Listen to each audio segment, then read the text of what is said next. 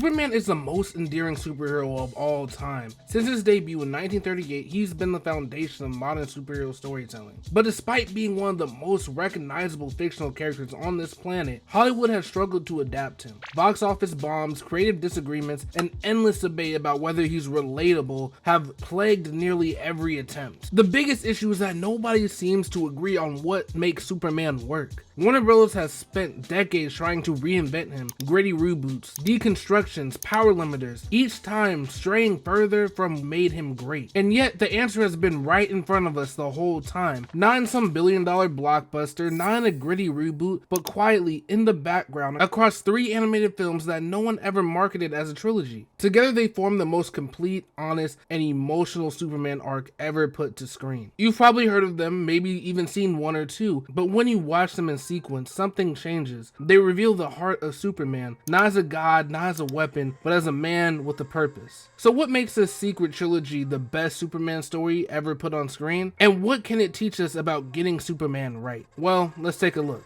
Everyone should know Superman's motto, truth, justice, and a better tomorrow. It's what defines his character through and through, and sometimes this motto is lost in adaptation. Where some forget or don't know how to implement these pillars into a story, this trilogy clearly details the importance of each one of these mantras. We can start with the most popular movie, which was also the first to release. All-Star Superman was released in 2011, and it adapted the acclaimed graphic novel by the same name, which was written by Grant Morrison and drawn by Frank Quitely. This story focuses a lot on the mortality of Superman. While most of his tales have him overcoming great obstacles of strength, this is an entirely new challenge for the Man of Steel. The inevitable looming of death awaiting him is inescapable. He will die, there's no doubt about that, but it's what Clark decides to do with the remaining time that ultimately defines him. This story I think embodies the better tomorrow part of his mantra, because instead of sitting back and going on as if life is normal or hunkering down in a lab for weeks trying to figure out a cure for himself, he turns his attention to his adopted planet, the world that adopted the last son of a now destroyed civilization. He has devoted most of his adult life trying to repay that gesture to the kind-hearted people that allowed that to happen by helping however he could, getting a cat from a tree, saving everyone from a plane about to crash, saving the explorers of the sun from a deranged billionaire. You know, the little things he can do to make the world a better place.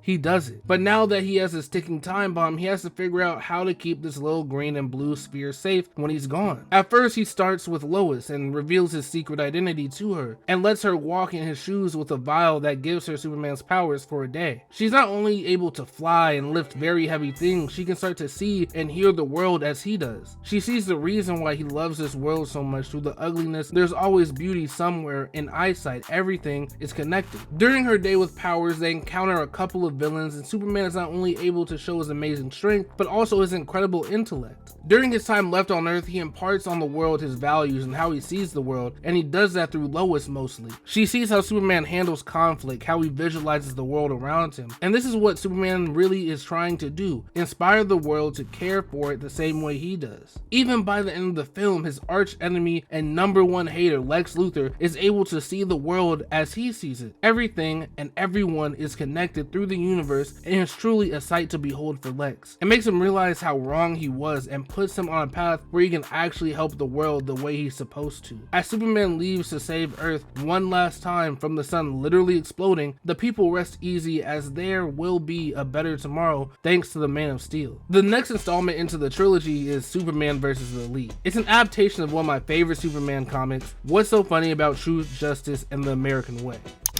By the way, Superman's actual motto used to end with "in the American way," but they switched it up to make it, a little bit more fitting to shred the American attachment. As Clark is the protector of all of the Earth and everyone on the globe, not just those snarky Americans. So they really just changed it to a better tomorrow because it's essentially the same thing, just without the tether to America. Because the real American way is just hoping for a better future and working for the tomorrow that you want. Superman vs. the Elite represents the justice part of his mantra, and that's because his idea of justice is directly challenged by the Elite. The Elite are a group of superpowered individuals who believe Superman has been too easy on the criminals he's defeated. For example, Atomic Skull killed several people and damaged millions of dollars in property, and he just gets his butt beat and sent to prison after Superman arrives. Superman tries to explain with a speech why he won't just use his power to be judge, jury, and executioner. executioner. It would literally be lawless violence that he contributes to. But the public is honestly not fully bought into this thinking, especially when his opposers, the elite, offer an easier and permanent solution. So what can the Man of Tomorrow do to convince the public and the elite that their thinking is destructive and toxic? Well, of course, they need a physical demonstration. So for the first time ever, the world gets to see what an unfiltered Superman really looks like. And he really goes all out for this. I mean, look how deranged he looks. He literally dismantles the elite like they're nothing, as the public thinks he's just killed them outright. The people once championing the elite start to feel disgusted by the fully unhidden Superman. Of course, Clark didn't kill them, but this was to show the world what he means by justice. He dismantled their idea of justice that was filled with vengeance. He proved that true justice isn't about eliminating threats. It's about understanding the power you have. Power without accountability is just another form of oppression. Superman's restraint isn't weakness, it's a choice. Because the moment he stops holding back, he stops being Superman. He doesn't just prove why he's right, he forces the world to see why the alternative is wrong. And the last film of the trilogy is of course Superman Unbound. Based on Superman Brainiac by Jeff Johns in 2008, this film of course pits Superman against the likes of Brainiac. And unlike the previous films, he has a co-star in the hero department. His cousin Supergirl is here and she knows how destructive Brainiac is, seeing he's the one who destroyed their homeworld and captured her parents in a miniaturized version of the capital of Krypton. This movie to me represents truth for Superman, because Brainiac's truth is truly objective and logical.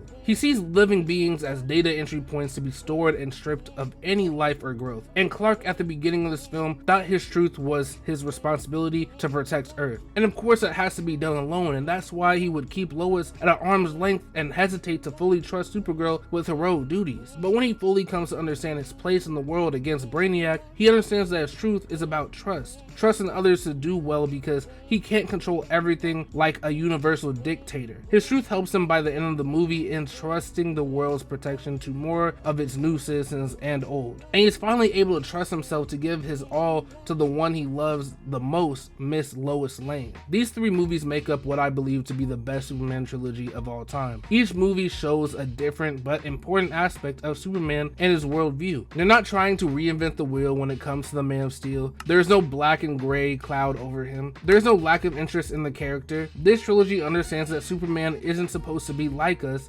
He is supposed to inspire us. He's not a god among men. He is just the best of us. And he doesn't waver on his ideals. He's the standard we push for. These films weren't marketed as a trilogy, but together they tell the most complete Superman arc ever put to screen. While other adaptations struggle to modernize him, this trilogy challenges his ideals without compromising them. It proves that Superman doesn't need to be deconstructed. He just needs to be understood. And going forward, I think he will be. James Gunn is one of the best comic book movie visionaries, and now that he has taken the challenge of putting Superman on the big screen, I think we're in for a big treat this July. He has also showed he has been inspired by some of these stories I've mentioned in this video, and he has stated that he wants Superman's values to be at the forefront of this story. This is the only way I think you should go about adapting Superman, because if you try any other way, he starts to not feel like Superman. But what do you think about the Man of Steel? Is he a hero that is boring, or do you just think he's the GOAT? Tell everyone in the comments below. Also watch the movies if you haven't. I didn't go out and describe the whole plot, so I think you can still find enjoyment in them, but I would also recommend you reading all the comic book counterparts, along with some other classic Superman tales like Superman for All Seasons. Leave a like if you enjoyed and subscribe, and I'll see you on the next one.